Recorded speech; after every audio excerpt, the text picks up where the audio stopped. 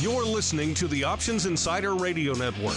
For more quality options programs, visit www.theoptionsinsider.com or search for Options Insider Radio Network in your podcast provider of choice. Listeners can also access all of our programming through our mobile app, available in iTunes and on Google Play. Don't forget to follow along with your favorite programs and submit your own questions for the hosts at twitter.com/options, facebook.com/theoptionsinsider, or via questions at theoptionsinsider.com.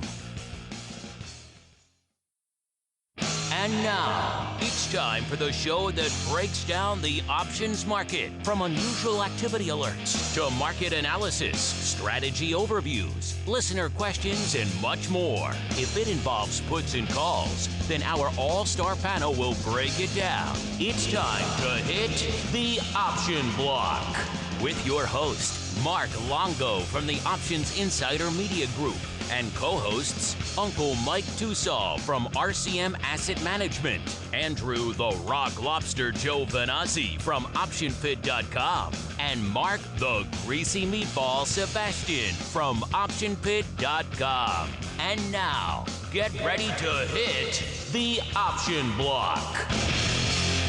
All right, everybody. That rockin' tune means it's time once again for a rockin' show we like to call around these parts the option block. My name is Mark Longo from theoptionsinsider.com, as well as, of course, from the ever-exciting, at least we hope so, Options Insider Radio Network. You guys know how to get us by now because you're listening to us, so that's good. But you may not know, of course, we have the full network feed. If you're not subscribed to that, head on over wherever you're listening to this, and you can still listen to the Option Block feed, but you can also maybe want to add the Options Insider Radio Network feed, get you all of our shows there. Easy for me to say today. Of course, Daily News Rundown, all the other fun stuff. And of course, if you're listening after the fact, we do encourage you, if you're around, if you're available, you guys can ask us live questions every Monday and Thursday, 3 p.m. Central, 4 p.m. Eastern, via the old Mixlers. Just grab that link from our social media, from our website, set it once and forget it, or you can follow us in Mixler. You'll know when we go live. Like we went live earlier this week with some interviews we were doing, which is kind of interesting. So a lot of fun stuff. You never know what's going to pop up on that live stream in addition to our regularly scheduled shows. So keep an eye on that. Always fun stuff. And of course, however you listen, hit us up. Questions, comments, insights, pearls of wisdom. We do occasionally like to hear from you guys, even though you guys hit us up all the time. We love it. All right, and joining me on the old program today, let's start off. Let's go to the hinterlands of Chicago, a quaint little provincial hamlet where a few Hobbit folk live, and also Uncle Mike, one of the big folk, joining us from RCM Wealth Advisors. Uncle Mike, how go things from the Hobbit hole that is St. Charles? Oh my gosh, we're all hobbits now? You call us liars? You're calling us hobbits? I'm just calling umbrage right away. Hey, hobbits, that's a huge compliment, sir. I mean, people would kill to be hobbits out there. They have a good life. They eat 1 million meals a day. You know, they live in swanky holes. What's not to like? Umbrage. Once in a while, you get chased by a black rider or two. Your life gets a little exciting. It's good stuff. Check it out over there in the Hobbiton of Illinois, a.k.a. St. Charles. All right. And that laugh can only mean one thing. We are also joined by the Rock Lobster. We're just beset by people on our shows these days having issues with power and infrastructure. Of course, our friends over there at Swan in Puerto Rico had a lot of problems. They're still having problems. Of course, they're beaming in from the Bahamas and everywhere else because Puerto Rico, as we know, had a lot of issues. But of course, maybe a little less heralded was crazy. I guess you can call it a nor'easter, Mr. Rock Lobster, that seemed to rock all of New England. I'm a New Englander, so I know the feeling. Maybe not as broad as this one was. Seems like it's pretty widespread, particularly for you guys up in northern New England. But it sounds like you guys are still sans power, Mr. Rock Lobster. What are you guys running on a generator? Actually, I'm at a friend's house in town. We are running on spring water and a wood stove, actually, in our house. Brand new build, and that's what we're running on. We had generator issues. So anyway, but you know what's funny? Only on the option block is being a furry-footed creature an uptick. Well, it's hard to believe that Tosaw, he's taken it actually. Just is only kind of, I would call it like a stage 1 umbrage. It wasn't like stage 2 or 3. The whole point of that narrative is that they have more metal than you would expect. They can withstand the ring. So there you go. I gave him a huge compliment. He just needs to read the books and figure it out. Even the mightiest cannot withstand it. But little Frodo and little Bilbo, they can do it. All right, we can talk Hobbit for a long time, but let's get rolling right on into the trading block. It's time to break down the latest topics, trades, and trends in the world of options. It's time for the trading block. You know, it could have been worse. I could have just called him Golem, and then that would have been. I could see the umbrage from that. There's no real redeeming qualities there. But I went pure Hobbit. You know, I thought that's pretty good. I think that's a lot of people out there. They dress up. They just had Halloween. I'm sure I saw a few hobbits floating around. People like that. Do you think from the quaint provincial area that Uncle Mike is from? Uncle Mike, you feel the love, don't you? I feel umbrage. I am still full of umbrage at this point. That's it. Too full of umbrage to even comment on such a thing. No 11Zs and luncheon for you then, sir. Let's just move on to the business at hand. A lot of business at hand, actually, today. Let's kick it off, of course.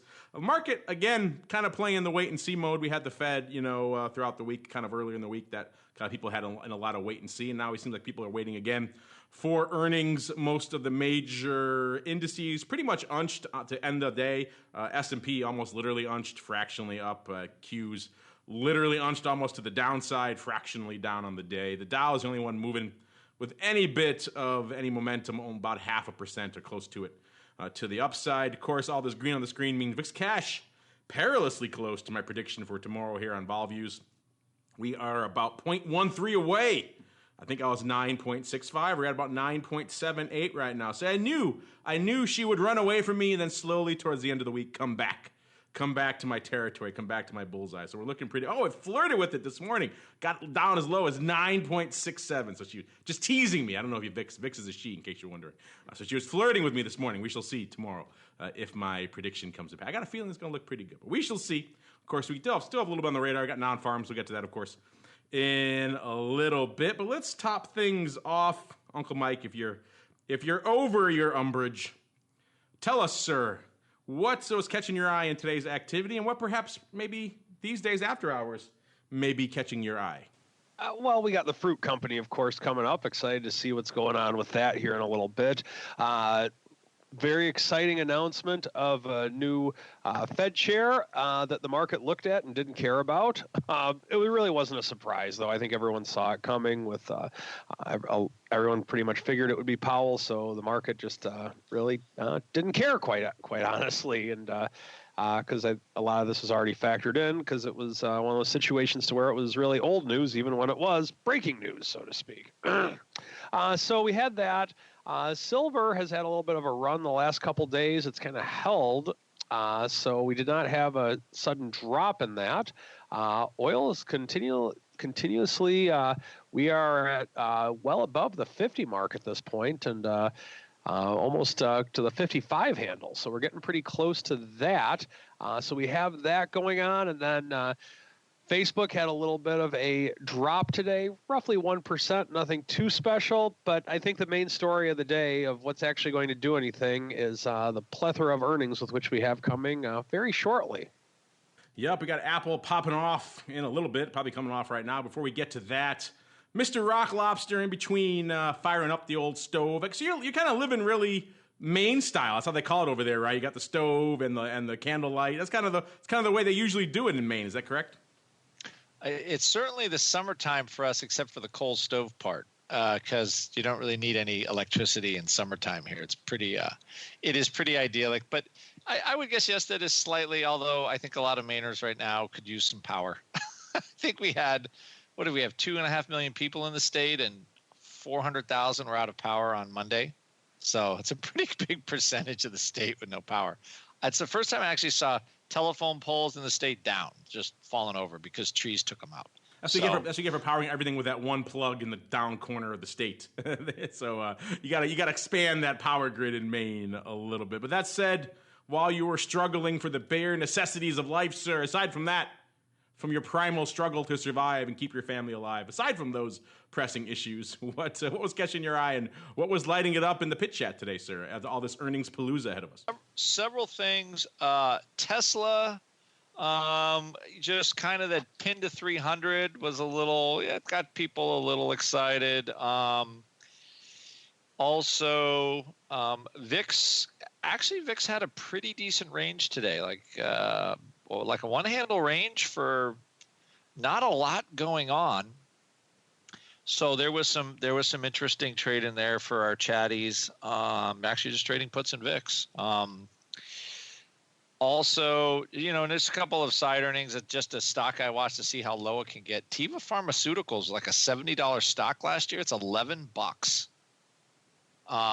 Holy crap! So I guess it's worth nothing, but it just looks super. It's starting to get kind of cheap. I had a slight position in that, but it's wow. It's like when the market loves it, they loves it, and when they hate a stock, they are hating it with both hands. So usually that's kind of an opportunity at some point, because they pay a pretty healthy dividend. I'm assuming like GE, they're going to get the dividend cut. So GE is another one where I'm looking for a dividend cut in there.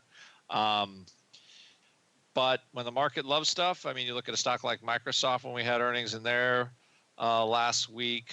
Even the Facebook earnings were great, but I guess they're sitting in front of Congress. And we had a big chat, and the big talk, a little bit of chatter today was, how come Zuckerberg wasn't there in front of Congress? He sent some henchmen there to do it. Instead, if you're gonna go in front of Congress, you sort of get your dirty laundry aired. You should go in and man up, when you have $30 billion, go there and duke it out with a congressman. Don't hide behind your general counsel. So I thought that was a little bit, for a guy that's been pretty large, I thought that was a little bit of a poofy move, I have to say. I would like to see a little more out of the guy. That's the whole reason you amass $30 billion, so you don't have to dance to the beck and call of Congress, right? You have $30 billion to pay underlings to do just that. I can't imagine a better way I would spend it. If I had that $30 billion, which I'm not saying I don't, but let's just say I didn't for the sake of argument, and I had it, I would say, yeah, you know what? I will pay an underling to go do that, because all those things are just dog and pony shows. It's just some random congressman, some random senator, trying to get their moment of fame, basking off you, and some grandstanding on things that aren't even related to the issue. So yeah, if I could skip out on that, I think I probably would take that route too. So maybe I don't hold that against him as much. Speaking of holding things against me, Uncle Mike's got some umbrage. I tweeted out a little flash poll. Let me know if you think calling Uncle Mike a hobbit is that the fine compliment we all think it is, or perhaps you take umbrage as well, or are you just hungry? Let us know. You got about an hour, so that's a good reason to be listening live. You can fire off on the weighty issues of the day out here. Speaking of the weighty issues of the day, let's get to it, listeners. As the old fruit company people seem to be digesting, well, a little bit of digesting going on so far, not too much of yet. They closed today. Where indeed did they close? They closed 168 and some change over there. They were pricing in about 7.25, so a little over 4, between 4 and 4.5% in that range. So not hugely expensive compared to previous. I know, actually, Mr. Rocklouse, before we even get into that, I know you and the Meatball have been fans in some recent cycles of scooping some vol in Apple ahead of the earnings. You guys on that tip again this quarter, or is it a little too pricey for your blood? Mark did, I believe he bought some call spreads and stuff that worked out okay. I actually didn't. I owned some Microsoft Premium, and that made me plenty happy. So, so a month ago, January 77.5, 70 strangle with earnings to go was $3 in Microsoft. $3. That looks like pure genius in hindsight of last Thursday. Didn't it move 7 just last Thursday? It did. So, I mean, it's one of those, and it's something a lot that's going on in our chat room. It's just this long-term volatility. When VIX is 10, you've got the tech stocks are just, all over the place, and longer-term volatility has gotten annihilated with the rally. So it's very cheap gamma if you're interested in that sort of thing. And almost nobody ever buys options, but it's out there if you want to look for it. That's all I'm going to say. So Apple actually looked a little pricier earnings wise this time. So it's not quite at least me, I avoided it. It's not quite the bargain palooza that it was at one time. Here, let me just, all these messages coming in. There we go. All right, but yeah, let's look at what we got popping off. Like I said, it was about 4.25, almost 4.5% going on out there. And so far, it seems like in the after hours, they're still doing a little bit of digestion here, because this thing is kind of unched It's up about 40 odd cents. So far, at least in this early buck, we haven't really seen I don't think the full blush of the earnings digestion happening yet. But we kind of said, only half jokingly really on the show on Monday and even last Thursday, that the narrative so far, every cycle seems to have a narrative. And this cycle seems like it's just been buy premium, buy it all, because especially last Thursday, I just heard the Rock Lobsters example, but kind of pick your poison. Chipotle, Twitter, Microsoft, the Googs, Amazon, all of them just blowing the doors off their straddle, or at the very least, I think in the case of the Google. Actually, Google was tied for a while, then they blew it intraday. They doubled it. So even Google really just knocking it out of the park there. So just, you kind of almost couldn't go wrong buying premium last Thursday. Of course, that is the exception that proves the rule, because coming into today, doesn't seem like, and this week at least, maybe we're bucking that trend a little bit. As we're waiting here for Apple to really start rocking and rolling, let's look back a little bit at some names that also rocked and rolled, or perhaps not as much as we expected. We saw, Facebook coming out earlier this week, and the old Tesla, a name you guys occasionally like to talk about. I don't know, maybe. Facebook going into their earnings, closing at about $182.66. They were pricing in around a $9 straddle, so not bad, but a fairly hefty 5%. Certainly nowhere near what people were pricing in last week. Some of those bigger names like Amazon and others that were pricing in very hefty levels, only about 5% for Facebook. And it seems like even that relatively inexpensive level wasn't enough wasn't too much, I should say. Because, or was too much, easy for me to say. It opened down only about $2 on the open, and then intraday, it did trade down about $5, so you almost got some bang for your buck, but it never really made it to the extremes again. So that's why we say sometimes earnings is very much a crapshoot. Last Thursday was very much a snake eyes event. It worked out if you had some premium, but outside of those environs, usually it's a very challenging road to hoe. Tesla also an interesting one. They closed right a little bit north of 321 going into their announcement. They were pricing in about $25, so about 8%. Tesla always going to be a little bit juicier than a lot of these other names. Tends to be a little frothier, so it's usually warranted. They opened pretty much down about $20 right after the day after the announcement. Again, after hours, people were saying, "Oh, Tesla." I think even our friend Ophir has been on the show a few times, as on Volviews last week, tweeted something to us about that, saying, "Oh, why isn't there after hours for Tesla?" Because it was rocking and rolling. So maybe that's your argument right there, that you need some after hours for Tesla. But alas, we don't have it, because naysayers like Uncle Mike and Mr. Meatball don't want it, so I blame them. But that said, it was down about $20. Intraday eventually got down to about $2.96, or right around $25. You didn't fare too poorly there. You had your opportunities to get out, not too much scalp, but to get out if you were a long premium trader out there. So it's been kind of a bit of a mixed bag. Mr. Rock Lobster, you said your crazies, your hardcores, were slinging themselves some Tesla and some Facebook. Any interesting trades or analyses popping up there in the wake of these big names coming out this week? Were you just asking me about Tesla? I was. You love it.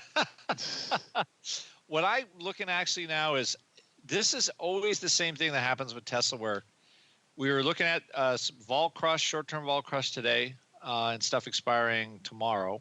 But it's always like the earnings are bad, and then Musk is going to come out and say something, and all I want to do is look for upside. I have to say, every time that this stock sells off, it was $360 a month ago or something like that.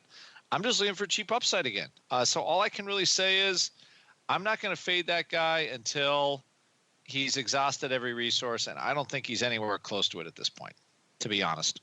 So I am looking for cheap upside, butterflies or calendars or something like that. Something just ridiculously inexpensive, and maybe I'll buy a couple of 50 puts to hedge. Oh, those are juicy. 60 odd cents, I think now. 32,000 plus open on that strike. That's a perfectly sensible hedge to me, sir.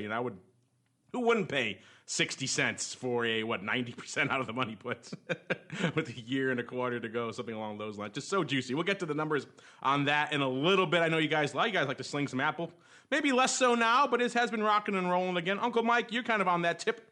You were a former hardcore Apple devotee. You were always the guy arguing to us here on the show. Buy Apple. We love it. It's great. It's the best.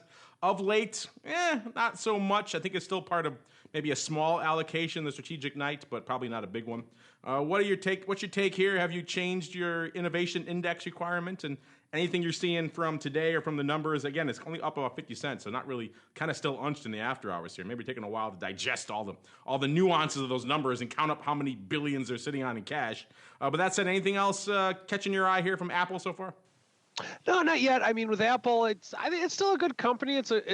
Apple makes good products. I just having a discussion with a guy last night, and he's just talking about how he's not a tech person, or very similar to me, not a tech guy, but he's just talking about how his daughter's Mac computer is still just as good today as it was many years ago, and how Apple products last. They're good. I mean, it's a good company. In terms of, is it a company, and I definitely think I'm very happy with the fact that we hold it in a lot of our portfolios at RCM, but is it a company to where we're going to do the stuff that I did years ago back when the iPad and iPhone were changing the world? No, it's not at that level, but it's gone from flipping phenomenal world changing to pretty good. Pretty good, says Uncle Mike. He's a hard man to please, hence his not loving the Hobbitry. All right, let's keep rolling. We got some other names popping off. We can also look back at a few other names like Pandora popping off after the bell. We'll get to them in a little bit. Maybe got some UA for them as well. Maybe also look back at how some earnings unusual activity fared so far this week. A lot of that coming to you right now with the Odd Block.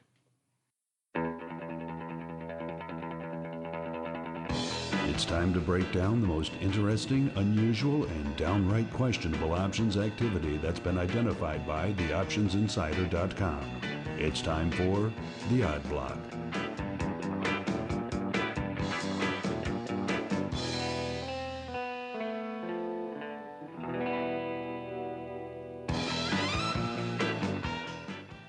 All right, everybody. That funky tune means it's time for the funky portion of the show, a.k.a. Mr. Rock Lobster's favorite, where he gets to hear the latest on those Tesla puts he wants so desperately to buy. The man has never wanted to pay for juice in his life, but today, these things are getting rich. They're up to about 75 cents. And yes, more of them traded today, listeners. These Tesla, call them what you will, catastrophe, crazy out of the money puts. Not as out of the money as they were about a week ago. The Jan 2019 50 puts, 500 more hitting the tape today, a total of 32,540 open on the strike, so well north of 30,000 now. Also 1,400 and change of the pars, the Jan pars going up. So maybe there is a little bit of ratio action going on these days. About 15,500 open on that strike. That'd be a funky ratio. We're going to do that 1 by 2, but at that point, if it's hitting the 100 strike, is it going to stop at 50? Interesting stuff nonetheless, however you want to parse it. So yeah, this downside action almost off about 7% for Tesla today. Clearly driving a renewed fascination in these puts that just refuse to die. They refuse to go away. Mr. Rockops, you can level with me. There's no one listening. It's just me and you. Are you guys really buying these things? You know you love them. Yeah, we're buying. Mark, actually, I've had to stop him. He's buying so many of these puts. That's a good risk manager. I'm trying. Exactly. I had his risk manager say, you know what? You bought a 20 lot. You can't buy anymore. That's it. That's all that we can do. We're done. But what would be funny is if they ticked up over $1. That's when we can start to say, oh my gosh. I was trying to say, what do they decay a day? What, a penny a day or something like that? So when they actually go up over $1, it will be very interesting. What I really want to see now is if the 100 put will catch, and the 100 or anything else like that will catch some kind of actual bid. It will be interesting to see if somebody pays up for those things. At this point, they're not shedding any money. They're gaining a couple of cents a day, these crazy puts out here. So it's the place to be, sir. If you bought them for 50 cents, you're laughing all the way to the bank, up to 75 now, sir. So mock with care for 50% return. 50% return and nonsense on junk puts. Ridiculous puts. Why do we even sit here and teach people, real reasons to trade options and real techniques and strategies? Let's just go buy garbage.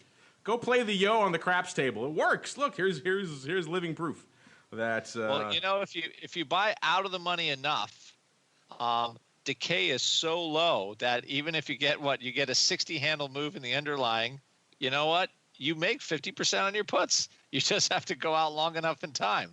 One of the magics of the Greeks and options. The magic. Yeah, give yourself a year and a half or so too. That usually helps with the decay factor as well, at least mitigating it somewhat. Let's get to some other names that are popping off after the bell. Also featuring in our Odd Block segment today. Let's start with Pandora Media, ticker symbol P. They closed today $7.41, almost literally unched up a penny on the day. So they were playing the wait and see game because they got earnings popping off after the bell. Before we even get to that, let's just see what they got going on. They were trading do about 6,000 contracts a day, doing a fair bit more than that today as a result of earnings, about 40,000 and change, about 2-to-1 calls over puts. That's also kind of what we saw in our UA today. They were trading about the NOVE weekly, so not even regular NOVE. So the NOVE expiring this Friday. 7.5 calls. That was kind of all the action. That was the strike du jour. That was the option du jour out there in Pandora today.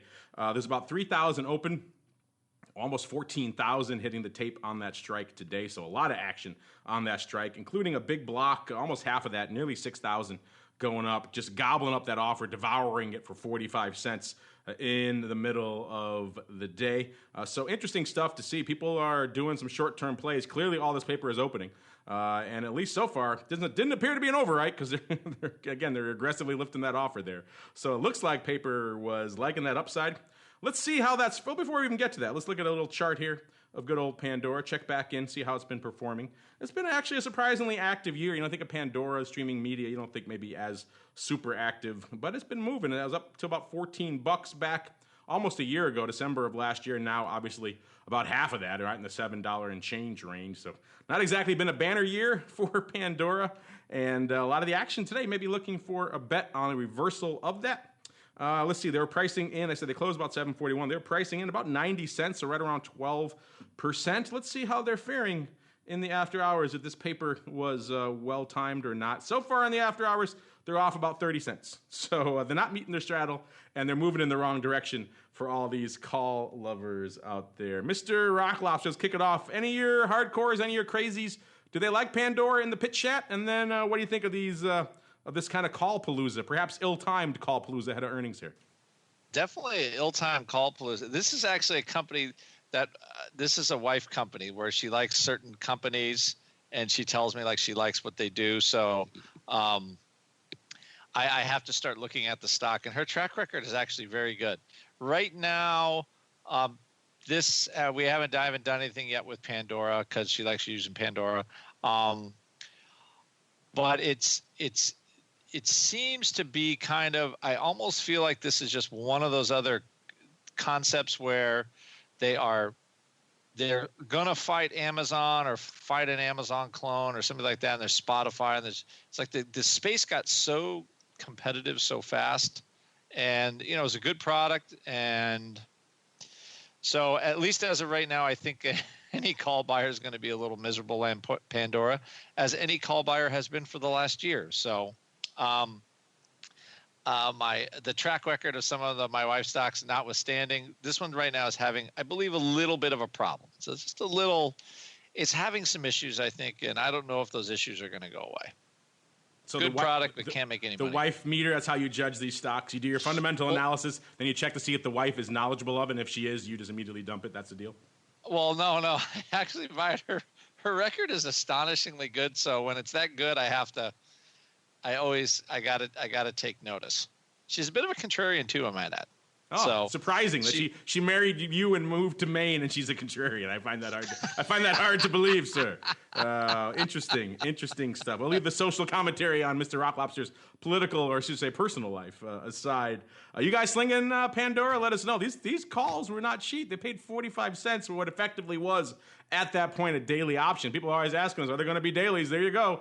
You got your dailies effectively right there. And so far, at least, initial blush don't appear to be working out too well. Let's see. Let's move on to another name that didn't fare that well coming into the earnings. This is good old Under Armour. You'll remember we talked last week, listeners, last week, actually Monday's show, about like a put palooza, I believe it was, paper just gobbling up, lifting offers on the weekly, so expiring this Friday, the 3rd, 11.5 puts. That was the strike du jour. At the time, it was decently out of the money. He seemed like a bit of a flyer. But they were paying a nickel for it. So it wasn't 45 cents like we saw in Pandora. We saw over 16,000 of those going up that day. Most of them lifting offers are very close to it. So it seemed like pretty aggressive opening buying paper. Again, the open interest was pretty negligible. So it wasn't like it was, actually open interest was literally zero. So it was all opening paper on that day. It seemed like an interesting flyer, perhaps a hedge against some downside. Some concerns, I expect usually that kind of size it's against stock. It seems like, and now fast forward to today, the numbers are out. Looks like this guy's concerns were well merited. Under Armour taking it on the chin today, well shy of the 11 handle. These puts now about 75 cents in the money or so. So you paid a nickel for them. They're trading anywhere from 60. They got up to like 75. Let's see, what was the high on these 11.5 puts today? They were, let's see, they got as high as they traded $1. They traded as high as $1. So interesting stuff. Interestingly, also a note that he didn't really get out of these. He had an opportunity to dump these for about $1 or close to it, at least 75 cents or so. They're still open, all 10,000, and so there was 16,000. There's 10,000 open now, so perhaps he pared down a little bit, but still, size open on this strike. So Mr. Rock Lobster, I don't know, interesting stuff. This is very well timed, from an options perspective. Usually when you see this kind of size, it's usually against stocks. So this guy probably isn't laughing all the way to the bank because he's kind of sad about his underlying taking it on the chin. Also, leaving open the question, these things expire tomorrow. When's this crazy guy going to sell these things? Because as you guys often say there at the pit, a hedge ain't worth nothing unless you sell it, right? Exactly. You got to, or maybe, you know what? Maybe it's one of those things where they're just going to, take the assignment. Because what are we looking at? 10. It's a little close. So they might assign themselves out of their long. That is a possibility. But if you don't close the hedge, it don't work. So, and that's a hard thing for people to get used to because they sit and they watch it, and then all of a sudden everything reverses and they go, what happened? What happened? I was up all this money and now it's all gone. So, of course, that means you have to properly size any hedge and you have to do stuff, as Mike Tosaw would say. But I'm thinking that, at some point, somebody's got to sell all these things. And, another thing, too, is you also got there were little tiny nickel options, right? And now you're going to close this big chunk. How do they know? So that also could be the kind of activity that wakes up the option police because, you're almost a little too right, as I recall, being a little too right, trading options for a nickel. And they go to big dollars. Sometimes that does draw the attention of the option police. And, that's true. That's true. They can be formidable. It would be nice to, the regulators are getting a little bit more quick on the trigger. Sometimes they will freeze those if they see dubious action. They were certainly, shall we say, well timed. We've seen crazier, but going from a nickel to 75 cents or $1, you can do the math there, listeners. At least 10,000, if not more, contracts going up. Total of 16 on the day, but maybe 10 left open here. Either way, big dollars at play here. That could let's charitably look at it that way. Maybe he got halted, which in this case is this guy's case. Probably he's not as happy as our because worst case scenario now these things gap down. He's super right. Doesn't close it, can't close it, whatever the case may be. The gap's right back up to unched, and he let that dollar on those puts just fall through his fingers. That's a $11 stock. Do the math. That's a pretty sizable chunk of return. You let it fall through their fingers, like this proverbial sands of the hourglass. You know what's not falling through our fingers, though, Mr. Uncle Mike, though? Apple. It takes a while sometimes for these guys to digest all the nuances of the iPads and the iPhones and the $8 trillion bazillion dollars in cash they're sitting on. It seems like that analysis has now at least commenced because the stock finally in post-earnings move phase. Like I said, they were pricing in, what were they pricing in here? About 7.25%, so about 4.5%. Right now up about 3.5% here. Up about $5 and change, $5.50. So getting close to that range. Uncle Mike, what say you here? Is the balloon back on the rose for Apple, sir? Apparently it is for right now, anyway. I have to curious to hear what they have to say on the call. What the news will be on Apple for the call, but this doesn't look like they might not be sandbagging right now with what they're talking about. It'll be interesting to hear what they had to say on it. But for right now, the Bulls are running this thing. Let me do my best Apple earnings call impression. Stop me if you've heard this before. They sold a bazillion iPhones, not as many iPads as they probably would have hoped, and oh yeah, they got $1 trillion bazillion in cash. Did I pretty much hit all the high points? Seems like it. That's for sure. There we go. I wish that this would be an example of right now. Well, it's actually okay right now, but earlier when it first came out, I was watching it. The bid-ask spread on the stock was pretty decent sized, and so I know we've been talking a lot about options trading and aftermarket and that type of thing. And just in looking at Apple, I mean, right now it's okay. It's like 2 pennies wide, but it's kind of gone up and down a little bit. But I'm not convinced that we'd have a penny bid-ask spread on Apple options right now if we did have aftermarket option trading. You're kidding. It'd be penny wide, and you'd come in between them, and they'd split their uprights for you every time, sir. It would be a magical, mythical land of liquidity. I don't know what you're implying there, sir. Sending all these, besmirching the options market with this lack of liquidity, so you say. Send your hate mail to Uncle Mike, M. Tosaw at RCMFS. Also tell him why it's cool to be a Hobbit. All right, let's move on to a final name here. This is, what do we got? We got Marathon Oil Corp.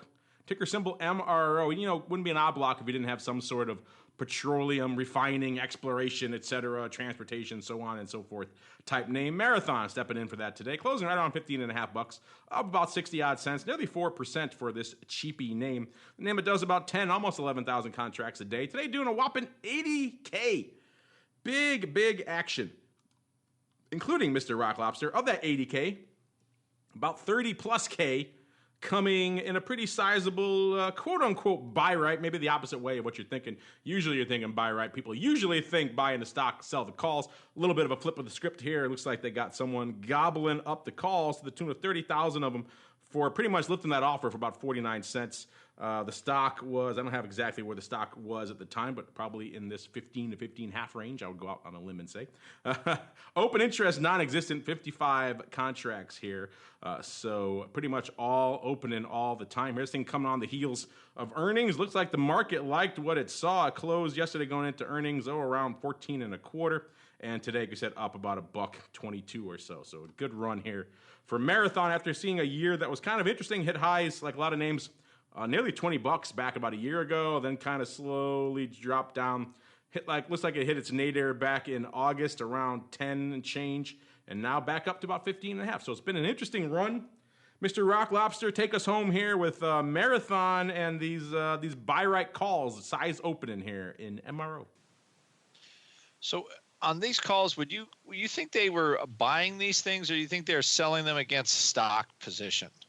Because I'm looking at the way that where we are stock. I mean, they made a little money on the calls, but do you see that? So let's put it this way: a major oil company, do you want to buy calls and sell stock on a ratio? Do you think that's a long term?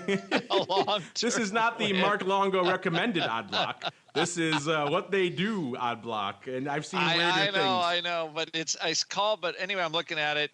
I think the stock's up $1 and the calls are unchanged. Now, I don't know about your Black Scholes, but something's going on there, man. What's this Black Scholes you're talking about, sir? I don't know what you speak of. All this mathematical lingo, this jargon you're throwing our way here. I know, very, very, very large, but I do see that fat open interest, and I think somebody just wrote themselves into a fat winner by buying stock and just selling a bunch of calls and letting the market take their stock, and they say pshaw on the whole position. That was my interpretation when I started reading this a little bit, but yeah, the opening blush is the other way around, which would not be my first choice, quite frankly, in executing this trade. It'd be interesting, but weirder things have happened. Witnessed the craziness of Men's Warehouse, or our friend out there in the Valiant Strangle, was that earlier this year or last year, and all sorts of weird stuff. Meanwhile, though, speaking of weird stuff, it's time for the weird guy, Mr. Uncle Mike, to get on the horn. It's time for the strategy block. It's time to dispense options, wit, wisdom, and education. It's time for the Strategy Block. By the way, Uncle Mike, I'll have you know, I put it out to our audience to decide once and for all. I said, is calling Uncle Mike a hobbit, is that a fine compliment or an outrageous insult? 2/3, 67% coming back my way saying there is no higher compliment. So I like those folks. Only a third saying they take umbrage, and none of them saying so far that they're hungry. So that means that was my test. They are not hobbits themselves. Mr. Uncle Mike, what say you to that, sir? The audience has spoken. Well, I want the results to. Is the poll closed now? It's got 32 minutes left. All right, I'm going to reserve comment until the 32 minutes are up. Well, we'll be so done just with like in the presidential elections, they don't give the concession speech until all the polls are closed. That's when I'm going to give my concession speech. We'll be done with the show by then. Should I choose to do one? You'll never actually know, and you're not on Twitter, so you couldn't look for the results yourself. So you have to take my word for it. You're a trustable guy. I claim umbrage, but I believe in your honesty. Except when it comes to Apple earnings, of course. Of course.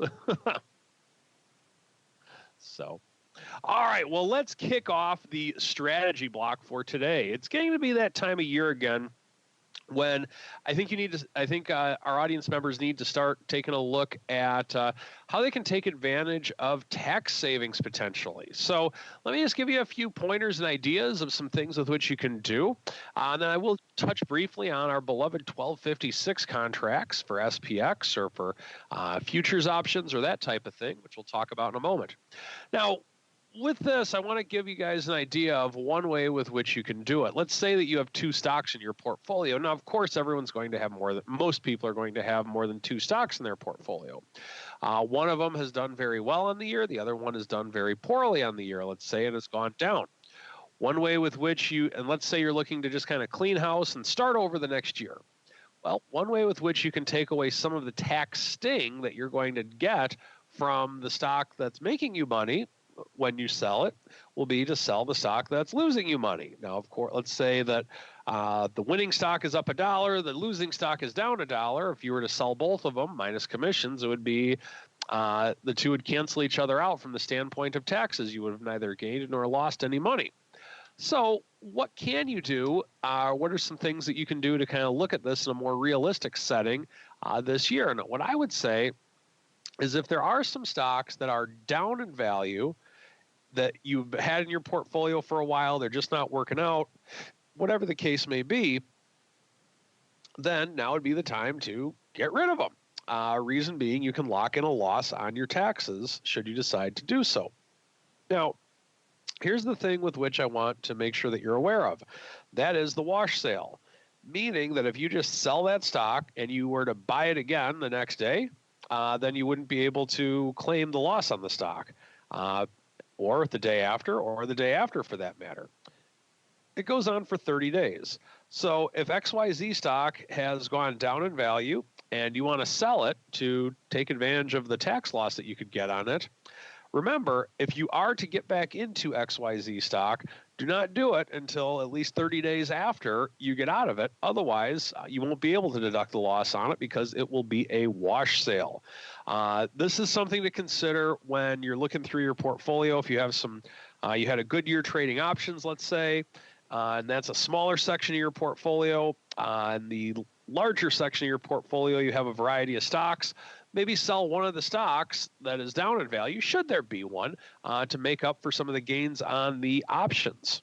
Now, the other thing is that if you believe the stock's going to stay still for another month or two, well, then you can sell it, get back into it at a later time.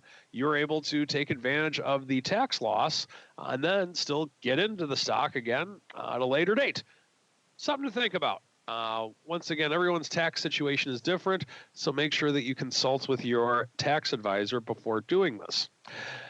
Other thing that I want to talk about in terms of taxes is that of a 1256 contract. 1256 contracts get 60/40 tax treatment when looked at for tax purposes. So, for example, let's say that I were to buy a call option on Google, I sell it the next day, and I get a $100 profit on the call option that I sell on Google. Well, all $100 is going to be taxed at the short-term rate. Now, if I were to do the same thing with SPX, buy a call option today, make $100 by selling it tomorrow, $60 of the 100 is going to be taxed at the long-term rate. 40% will be taxed at the short-term rate. So you have the benefit of having different tax rates when using a 1256 contract. Now, what is a 1256 contract? That's something you can Google and find out. Just make sure you get it from a reliable source like the CBOE or something like that, and you'll be able to know which contracts they are. Typically, it's in the futures option world as well as the index option world where you can find it.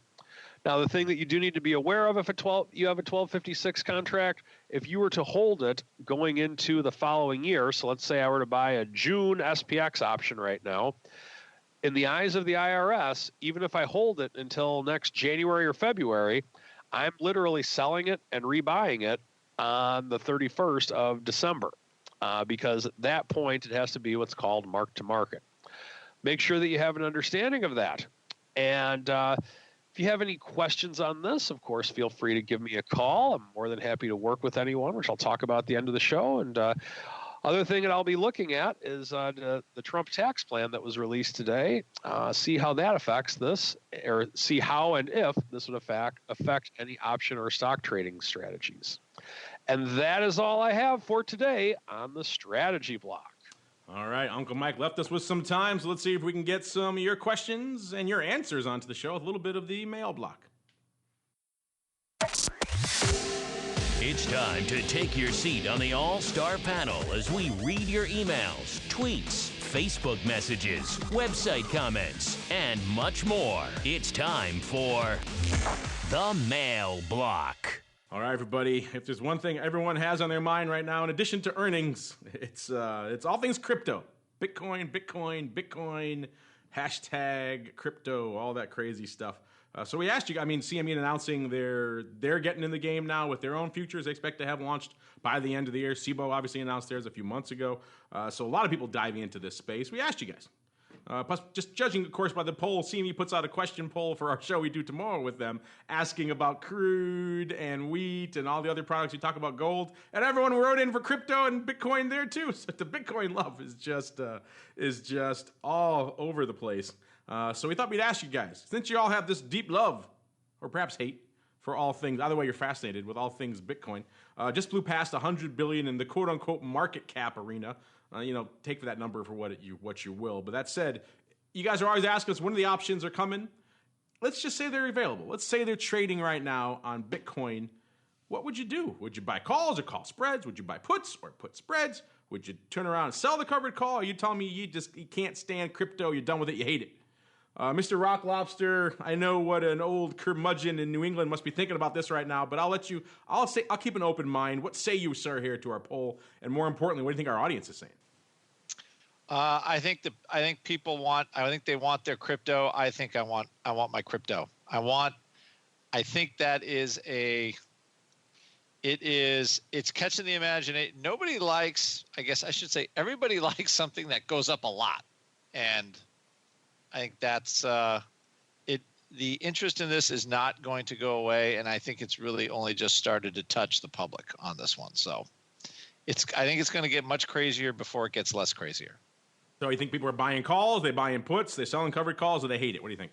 Oh, they're going to be buying calls. Calls all the time. The volatility is going to go to the moon, and it is going to be whatever they open the vol on. I'm going to try to estimate it, but it's going to be enormous, and it will probably be too cheap. They're buying.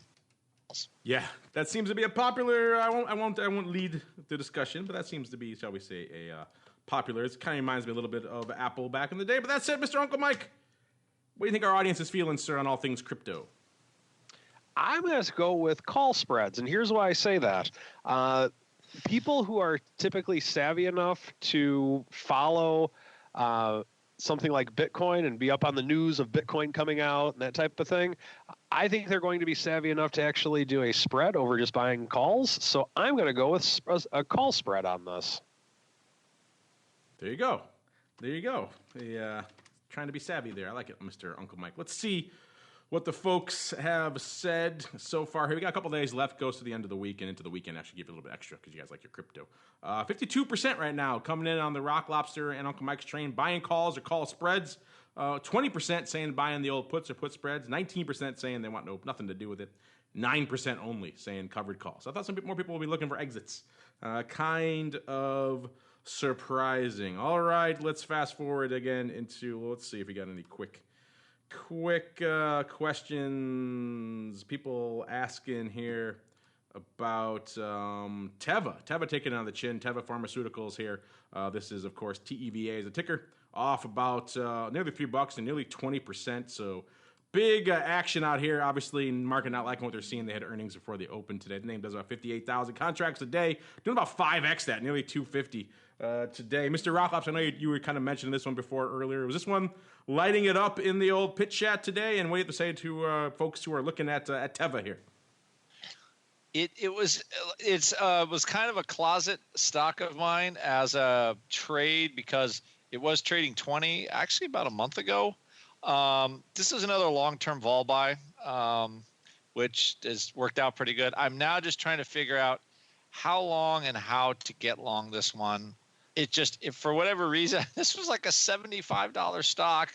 It still makes money. I know they have a lot of debt from their they're part of that. When they bought some generic drugs from Allergan or something like that, but growth they're having. I guess they're going through machinations or something like that. But oh my gosh, $11 and they still generate $4 a year in revenue. It's not like, it's not Congress is marching these guys out for the perp walk either. I mean, it's an actual real company. So they pay a huge dividend, which I do not think is going to be maintained. I know they've already chopped it a bunch.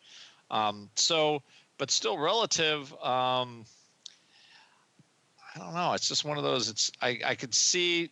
I think to me, this is kind of actually. I'd say it's almost a risk reversal stock at this point. Sell puts, buy calls, and see what happens. And you would actually buy the call leg. I know you don't like buying that call leg until you absolutely have to. You would do it at the outset. Just because of now, this maybe could be a takeover target just because it's so cheap. But I think you just start writing the 11 puts at this point. I was starting to look at pricing it out today because I'm just unwinding the rest of it and like, what looks good? So it looks potential. It could probably go to 9 or 8 or who knows. But I mean, at this point, it looks kind of bargain happy. But the market has been pricing not great stuff on this, and I think it's one of those things, like I said earlier, when the market loves a stock right now, they are just they're tripping over each other to buy them. Microsoft at $84, it's great, but it's, oh my gosh. And this company still, probably makes more money than Amazon. And the market cap is a fraction of it. So I know that sounds funny, but to me it's a bit of a dislocation. So S&P 500 stocks that are at multi-year 52-week lows, or 5-year lows, they always get my interest. So I just think this is one that's probably worth looking at. Interesting. T Mal here in the chat room saying he's a fan of 50-day call ratio spreads 1/2 for small debits. I don't know if he means in Teva or just in general. Either way, I think we're all a little nervous sometimes about the net short units. You get a name that could pop. Obviously, you got a net short leg there that could be of interest. But again, that gets closer to your juice for free topic, Mr. Rocklops, even though I'm not sure if that's the way you're comfortable getting that way. I know a lot of market makers get nervous with the net short units. Unfortunately, we'll have to table that conversation because we got to keep rolling. It's time for our final segment. It is time for Around the Block. It's time to tell you what we'll be watching on our trading screens until the next episode. It's time for Around the Block. Oh, he just fired off. He's talking about Bitcoin. Sorry, he's gonna do 1/2s for small debits in Bitcoin. Oh my God, you'd be so broke by now if you had been doing that over the past year. Net short units to the upside in Bitcoin. That's a road where angels fear to tread, sir. But good luck to you in that should the options be listed there. Who knows? Maybe we'll see those again. Let's check back really quick on our friends here. Let's start with the fruit company. Like we said earlier, they were pricing in a decent amount of juice, not a ton, about 7 1/4. Right now, up nearly $5 in the after hours. They've come off a little bit. They were pushing up 3.5%, almost 4%. Now up about less than 3%. So maybe market liking what they're seeing, but not exactly in love with it. We also got good old Pandora. Let's check back on those bad boys. Yeah, they're taking it on the chin, off 70 cents, about 9%. So let's see. That's pretty much, as I recall, pretty close to what they were pricing in. Yeah, they were pricing at about 90 cents. So yeah, right around close to that level. A little bit less. They were pricing at about 12%. They're doing about 9% in the after hours. Still, either way, not looking good. Those calls looking horrible. They were 45 cents. They're going to be at a penny coming in tomorrow. So that's never a good feeling. But that said, interesting stuff. That's what happens when you play earnings. It's a very binary type event. That said, let's go back to Uncle Mike, sir. We got non-farms, other stuff popping off tomorrow. What are you keeping an eye on, sir? Non-farm is the main thing that I'm watching before market. 7:30 Chicago time. Want to see how the futures and pre-market SPY is reacting. Get us ready for the day. I think the market may have the combination of non-farm with the numbers that we've had this week, along with earnings, it might be a time for the market to react tomorrow. So we'll see how it goes. As of right now, I'm also looking to see if the financials can continue to do their thing. They were up close to 1% on the day. So a lot to watch tomorrow in terms of price action, that's for sure. Mr. Rock Lobster, 2 questions for you. First off, what are you watching the rest of this week? And secondly, I can hear you typing frenzied over there. So I know you're taking notes. I know you want to get into those 1x2s and Bitcoin. That's exciting you, isn't it? I just was trying to think of a faster way to the poorhouse, and I couldn't. Fastest way to lose money exponentially is to do that. I want to do the 5,000, 6,000, 1x2. Oh, it's 7,000. Now what do I do? I just lost my house. Again, I think the same stuff, non-farm payrolls, but really how the market digests this Apple news and ultimately what makes us go higher. It's like great, all this great earnings, all this great tech earnings. I mean, they definitely blowing the doors off stuff, big tech, cloud, gobbling the universe. I mean, huge. Gotta love that Q trade. But what drives us higher? And I think that is the hard part. And it's hard to, it's like, oh, you want to sell a bunch of puts up here, you don't really want to. So I think the big question is what drives kind of the big technology higher. And there actually might be some premium selling opportunities. We'll see how the market reacts to Apple, but anything would be really short term at this point, just because, I mean, how much upside do we have this year? Let's get realistic. Doesn't mean we can't have it, but holy gosh. Don't you know, sir, there's no limit to the upside. Haven't you been paying attention? No limits to how high we can go. That's the Uncle Mike mantra for the year. All right, listeners, that music means we've come to it once again, the final moment of our show. Makes me sad to wrap it up. It's always fun. Don't worry. We'll be back tomorrow with 2 more shows for you. If you can't get enough of this, we're talking vol views at noon Central, 1 p.m. Eastern. So all things VIX volatility coming off non-farms should be interesting. And, of course, TWIFO, This Week in Futures Options at 1:30 p.m. Central, 2:30 p.m. Eastern. You get them all via the Mixler, of course, on the network after the fact as well. I got a feeling, given the fact that all you guys are writing into that CME poll with Bitcoin, just got a feeling Bitcoin may be on that show tomorrow, as well as looks like WTI is leading the question poll there, so we'll probably be talking that, gold, a bunch of other good stuff too. Tune into those tomorrow if you're interested. But before we go, let's go back around the horn one last time. Let's start with ye old Uncle Mike. Sir, if I'm looking to, kick off the ticket charges, I should say, or perhaps get into some skew, where should I go? What should I do? Oh, by all means, call me. If you're looking for a financial advisor, if you're looking for an alternative, a conservative alternative with minimal, if not no risk over the next couple of years, give me a call. I have option strategies that are set up for that, and they're priced very reasonably from the standpoint of fees. 312-212-3531 or shoot me an email at mtosaw@rcmfs.com. And Mr. Rock Lobster, if I was dead set to do one by twos in crazy things like Bitcoin, is there a place I could go perhaps where I could learn other alternative strategies, maybe ways to lose money a little bit more slowly? Exactly. We will teach you to lose money more slowly. Best tagline ever. Oh my gosh. Learn to lose money more slowly at OptionFit. I'm not sure the Greasy Meatball would appreciate that as a tagline, nor do I. However, yes, we will easy VIX, actually teaching our listeners probably a skew that will look very much like Bitcoin when it comes out. Yeah, that will be coming in probably 2 weeks. So learn how to actually price these options and how they move, because they move so much differently than everything else. And I'm going to bet that the Bitcoin phenomena is going to look a lot like that, probably a very parabolic skew, but we will see how it all comes out. There you go, listeners. And for those of you, let's see if I can do it really quick before we wrap up. I will copy that link here, posting shows, closing up shows, posting links, all kinds of fun stuff. My hats are legion here. But if you want to play along in that poll, cast your vote, head on over there, follow at CME Group. I'm sure a bunch of you do. At Twitter, about a bazillion of you already do. If you haven't voted already, get on over there. You can write in for Bitcoin. It's not part of the poll, but a lot of you have. Or choose nat gas or wheat or gold or crude oil. Let us know what you want us to talk about tomorrow. And maybe we'll actually listen to you. So maybe we'll see you tomorrow at noon Central. Otherwise, we'll see you on Monday for more of the Option Block.